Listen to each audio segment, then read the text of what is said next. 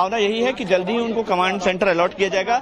जैसे इससे पहले व्यापम कांड की जब जांच चल रही थी तो प्रोफेसर कॉलोनी में सीबीआई को एक ऑफिस दिया गया था। ये भी बताइए कि मौजूदा वक्त में जो ऑफिसर्स अंदर हैं उनकी संख्या कितनी है, कितनी गाड़ियां अंदर ये जो प्रेमाइसेस है वहां पर खड़ी की गई है और कितने ऑफिसर्स अंदर गिरिबाला से पूछताछ कर रहे हैं और एविडेंसेस कलेक्ट कर रहे हैं सीबीआई के?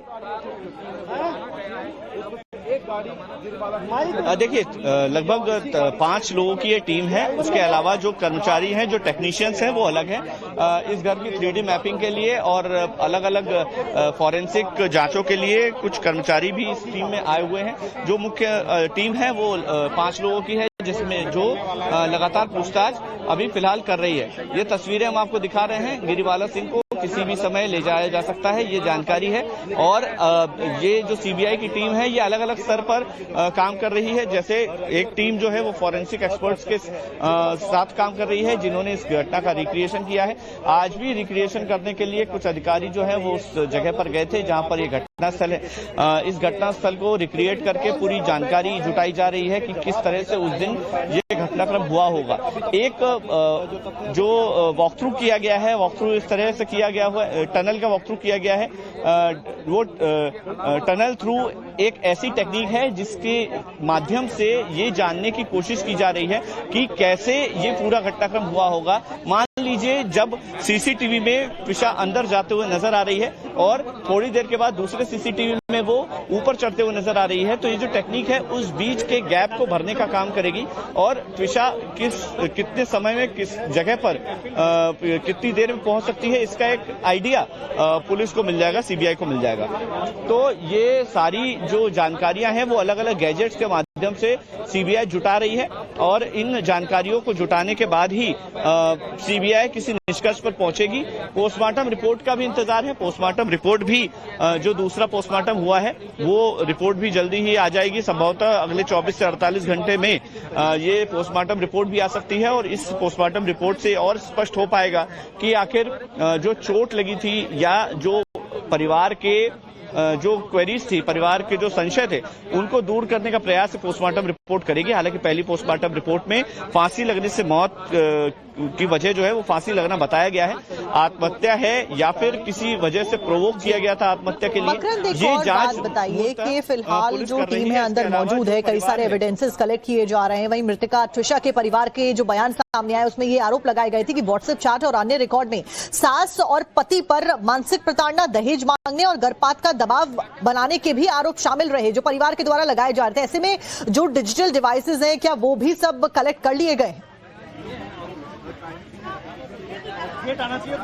देखिए, शुरुआत से ही इस केस में जो लापरवाही रही वो यही रही कि पुलिस मान के चल रही थी कि ये केस जो है वो आत्महत्या का है, इसीलिए बहुत ज्यादा जांच की तरफ पुलिस ने ध्यान दिया नहीं। और जब ये केस सीबीआई का ट्रांसफर हुआ है उसके बाद काफी हलचल देखने को मिली। मसलन समर्थ सिंह के साथ पुलिस जब रिक्रिएशन के लिए आई तो वो रिक्रिएशन सीबीआई जांच सौंपने के बाद किया गया। जो केस डायरी कंप्लीट की गई वो भी सीबीआई को जांच देने के बाद की गई।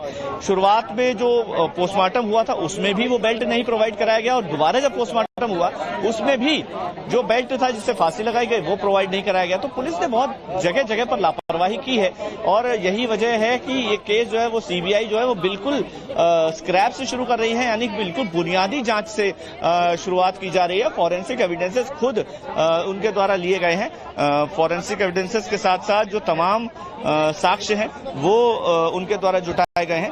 ये सीधे तौर पर कहा जाए तो भोपाल पुलिस को लेकर के एक कहीं ना कहीं जो जांच में लापरवाही बरती गई, तो सीबीआई को जांच देना, इस बारे में जब हमने पुलिस कमिश्नर से पूछा कि क्या ये कॉम्पिटेंसी पर सवाल है, तो उनका कहना है कि ये शासन का विषय है, लेकिन कहीं ना कहीं ये कॉम्पिटेंसी पर सवाल खड़े करता है क्योंकि भोपाल पुलिस इस केस की उतनी गंभीरता से जांच नहीं कर पाई। और ये बात भी सही है कि तकनीकी तौर पर भोपाल पुलिस के पास इतने फॉरेंसिक इक्विपमेंट्स या फिर कहा जाए कि इतनी टेक्निक्स नहीं है जिस टेक्निक से सीबीआई जांच कर सकती है।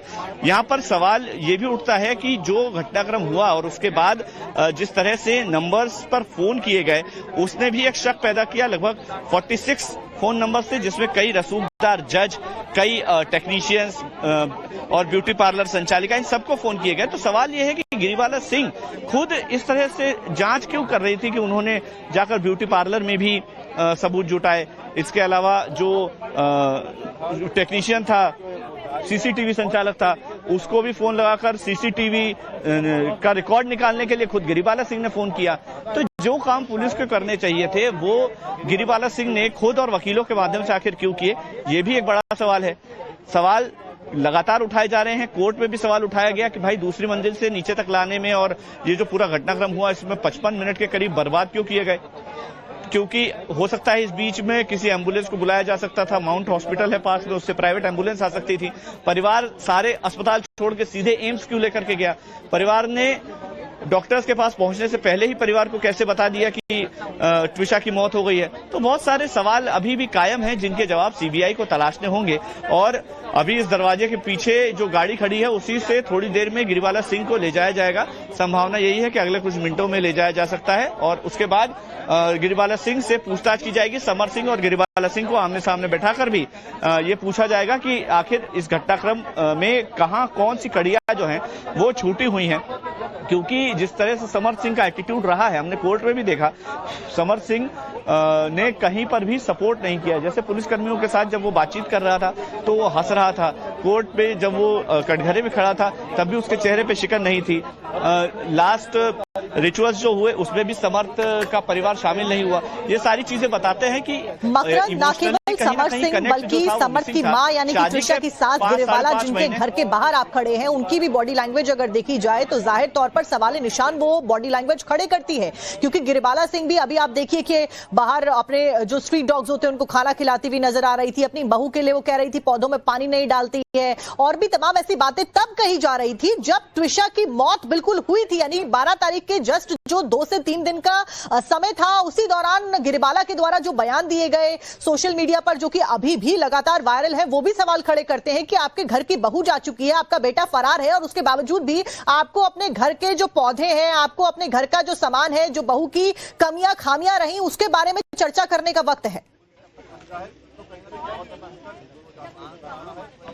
जी बिल्कुल, यहाँ पर ये बात बिल्कुल गौर करने वाली है कि जब गिरिबाला सिंह को जानकारी, गिरिबाला सिंह ने अग्रिम जमानत के लिए जो अर्जी दी वो 15 तारीख को दी थी। अब 12 तारीख को डेथ होती है, 13 तारीख को सबको सूचना मिलती है, 15 तारीख को आप अग्रिम जमानत दाखिल करते हैं और उसमें जो जिक्र है अग्रिम जमानत में, जो एप्लीकेशन कोर्ट में दी गई है, उसमें साफ तौर पर लिखा है कि ट्विशा ड्रग्स का सेवन करती थी। ट्विशा ने कुछ गांजे जैसा कोई प्रोडक्ट जो है वो कंज्यूम किया था और इसी वजह से वो नहीं चाहती थी कि उसका बच्चा दुनिया में आए और इसी वजह से अबॉर्शन करवाया गया। तो ये सारी चीजें जब लिखी गई और सीधे तौर पर कोर्ट में दी गई तो ये कहीं ना कहीं साबित करता है कि ये लड़ाई पहले दिन से ही इमोशनल नहीं है, बल्कि सीधे तौर पर कानूनी लड़ाई हो गई।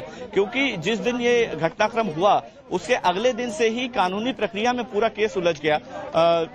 इस बात से अंदाजा लगाइए कि ट्विशा की डेड बॉडी लगभग 12 दिन जो है वो मॉर्चरी में रही, वहां से निकाली नहीं गई। तो ये जितने भी सवाल हैं ये सारे के सारे सवाल पूछे जाएंगे, क्योंकि पति पत्नी के बीच अगर इमोशनल कनेक्ट नहीं था, शादी आखिर क्यों की गई थी? शादी के बाद ये बात निकल करके सामने आ रही है जो एफआईआर में लिखी गई है कि 2 लाख रुपए की मांग की गई, जबकि समर्थ का परिवार कह रहा है, गिरिबाला सिंह कह रही है कि 7 लाख रुपए हमने उनको दिए थे। तो ये सारी बातें जो हैं ये अब कानूनी प्रक्रिया के तहत हैं। सीबीआई दोनों पक्षों को बुलाएगी, दोनों पक्षों से बात करके बयान लेगी और उन बयानों के आधार पर फिर तथ्यों का वेरिफिकेशन किया जाएगा और वेरिफिकेशन के बाद ही किसी निष्कर्ष पर सीबीआई पहुंचेगी। संभावना यही है कि पुलिस रिमांड की मांग करेगी, सीबीआई अपने पास कस्टडी में लेगी गिरिबाला सिंह को, और जो भी इनको ऑफिस अलॉट किया जाएगा या जिस ऑफिस में भी इन्होंने कमांड सेंटर बनाया होगा वहां पर गिरिबाला सिंह को ले जाया जाएगा।